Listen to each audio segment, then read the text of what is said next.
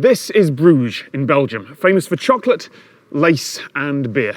And this is the Half Moon Brewery. There's been a brewery on the site for somewhere around 5 centuries. There used to be 30 in the city, but modern production and making enough beer to meet the export demands of the world make that difficult.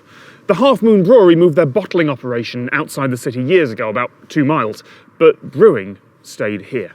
This was the last brewery in Bruges. There have been new brewers coming along with new ideas recently, so now we are not the only one anymore, but we're definitely the oldest one.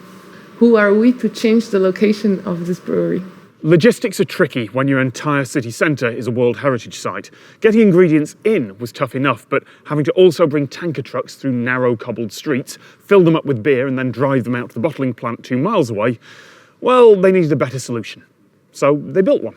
The beer gets into the pipe right from the brewing room, which is here, and goes from one tank here in the city centre of Bruges to another tank on the other side in the bottling plant. The pipeline is about this size, that's the outer diameter, and inside that one you have 4 pipes which are approximately 8 centimeters diameter. The beer goes through at a rate of about 5,000 to 6,000 liters per hour. It's not such a high flow rate that it is under pressure. It's relatively slow, so it takes a batch of beer about a small hour to get to the other side.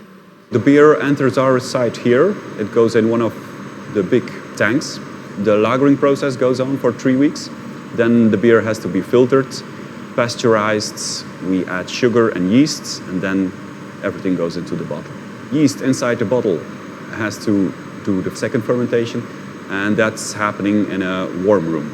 After the transport, we clean our pipes with cleaning products. We put disinfection inside of the pipe. Then we flush it with around 300 liters of water before we put beer into the pipeline again.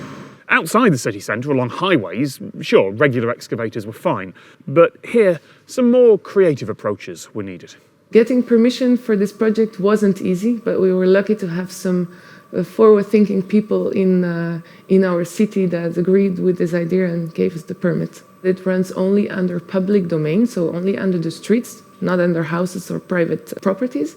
And they actually drill from a distance, so they make a hole kind of like on every corner of the street.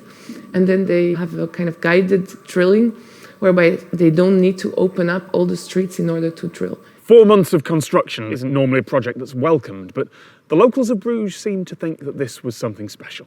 The locals initially thought it was a joke, I think. People really took to the idea and actually joked a lot about tapping off the pipeline and getting beer in their own home or kitchen.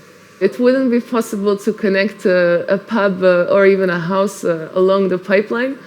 However, that's why we invented actually the crowdfunding. That's where the idea came from. So people could crowdfund to actually get some beer for life, which was the replacement of having a little beer tap in their own house. Thank you to everyone at the Half Moon Brewery in Bruges. Pull down the description for more about them.